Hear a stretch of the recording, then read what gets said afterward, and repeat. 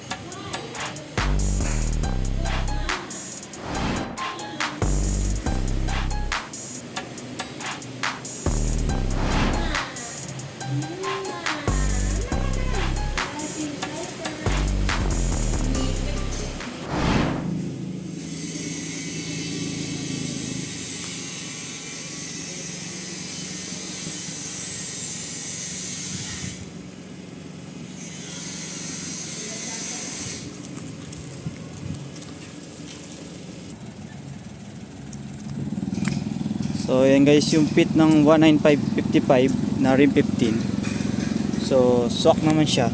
Ayan. Sa mga hindi naka-lowered, kaya naman i-lowered, pero yun nga, may possible magkaroon ng rubbing sa likod. So need lang talaga ng stopper.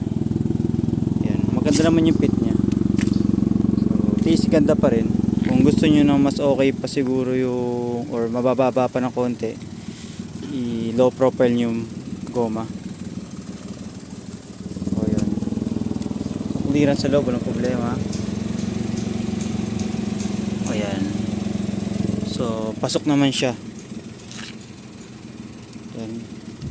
Sakto. Dito rin, lalo na sa likod, pasok naman siya, hindi siya nakalabas.